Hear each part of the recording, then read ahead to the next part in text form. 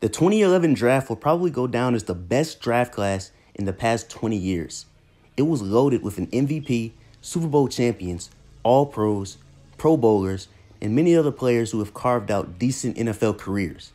From Cam Newton to Julio Jones, the first 6 draft picks have all been to the Pro Bowl at some point in their career.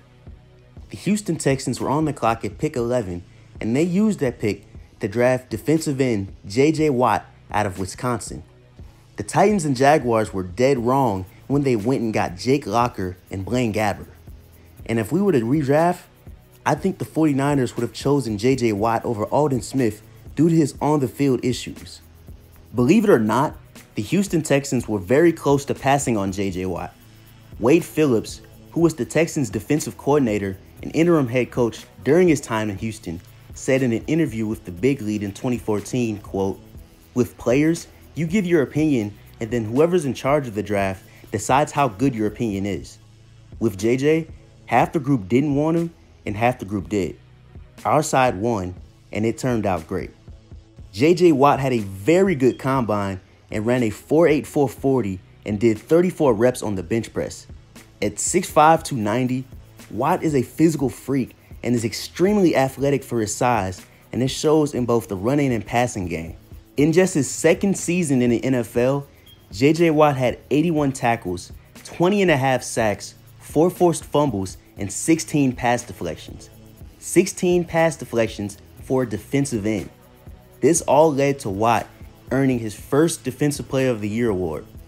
His 16 pass deflections were tied for 9th among all defenders that season too. Watt has shown time and time again that he can bat passes down while consistently beating offensive linemen off the edge and chasing running backs down at the same time.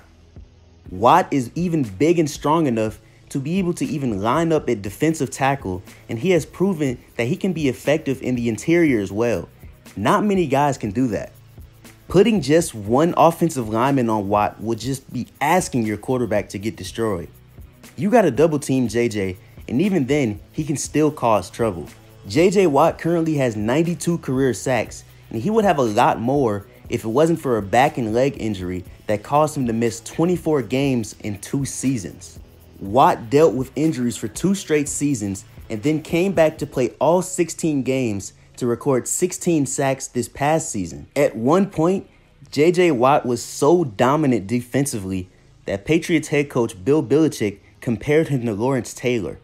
In an interview, he said that both have the, quote, motor, effort, strength, quickness, instincts, and ability to make game-changing plays at critical times in the game. If Belichick has something good to say about you, then that's really saying something. Lawrence Taylor and J.J. Watt are both the only players to ever win Defensive Player of the Year 3 times. But J.J. Watt is the only pass rusher in NFL history to have multiple 20-sack seasons. Although I don't think Watt strikes the same amount of fear that Lawrence Taylor did in his opponents, it doesn't take away from the fact that he's been an elite pass rusher ever since he's entered the league.